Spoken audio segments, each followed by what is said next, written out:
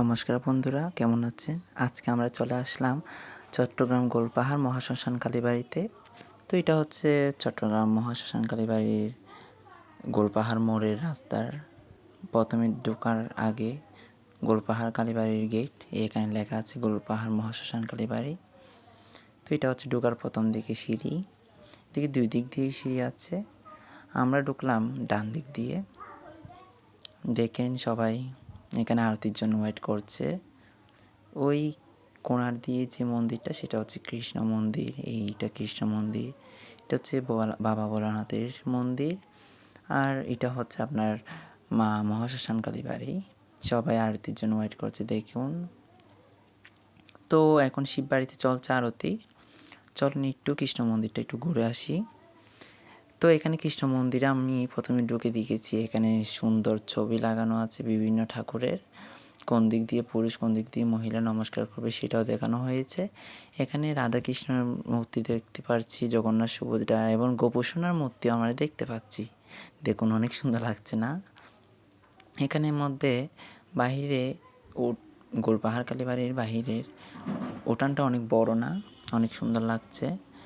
দেখুন এখানে সবাই কেউ মোমবাতি দিচ্ছে, কেউ আরতির জন্য ওয়েট করছে। এখানে শিব বাবার আরতি করছে পুরোহিত মশাই।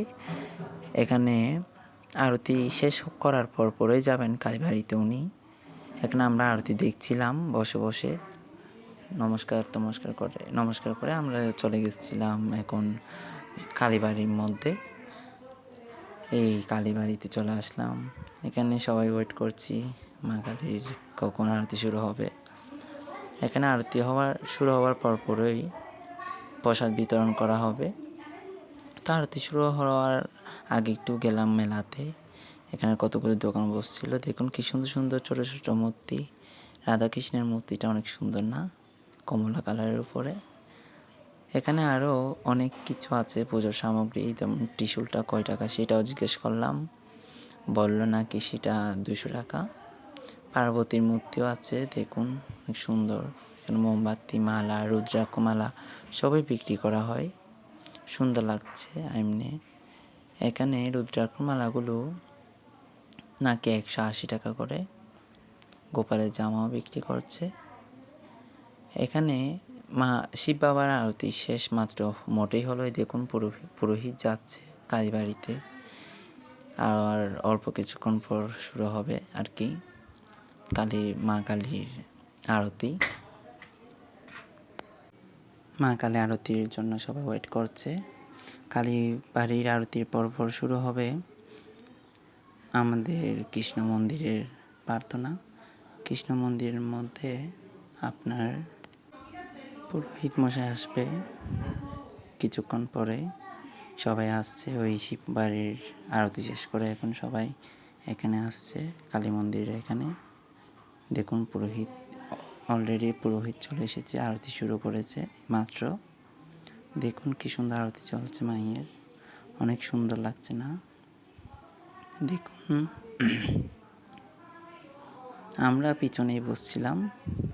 এই তো আরতি শুরু হলো মোটেই, সবাই নমস্কার করছে মায়ের চরণে, আমরা বসছিলাম।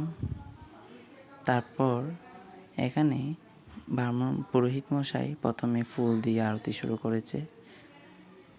বা হাতে ঘণ্টা, ডান হাতে ফুল দিয়ে আরতি করছে। এই ফুলটা আসলে সবার নমস্কার করবে কতক্ষণ পরে ফুলটা। এরপরে ধূপ দিয়ে আরতি করছিল। এই ধূপটা আরতি করার পর আবার সবাইকে দিবেও। দেখুন আপনারা ওয়েট করুন, দিবে কতক্ষণ পরে। আরতি চলছে অনেক সুন্দর করে, ঢোলের বাজনা আপনাদেরকে যদি শোনাতে পারতাম অনেকটা ভালো লাগতো। দেখুন কি সুন্দর ধনুচি দিয়ে আরতি করছে। এখন নিচ্ছে প্রদীপ দিয়ে মায়ের আরতি চলছে।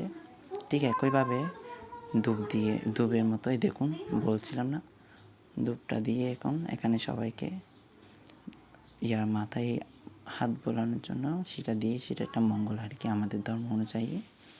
দেখুন কি সুন্দর, সেগুলো অনেক পবিত্র লাগে। দেখুন একইভাবে প্রদীপটাও দিচ্ছে সবাইকে।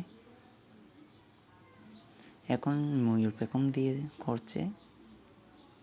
এটা অনেক সুন্দর আছে গোলপাহাড় কালীবাড়ির প্ল্যাটফর্মটা অনেক বড়। আমাদের মন্দিরেরটা মানে আমাদের বাড়ির মন্দিরটা একটু ছোট, এখন চামর দিয়ে করছে।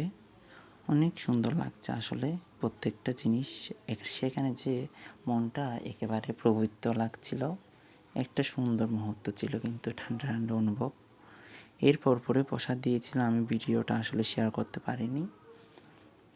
দেখুন সবাই মায়ের আরতি দেখছে কি সুন্দর বসে, সবাই নমস্কার করছে, এরপর প্রণাম মন্ত্র বলবে। কেমন লাগলো প্লিজ জানাবেন। নমস্কার।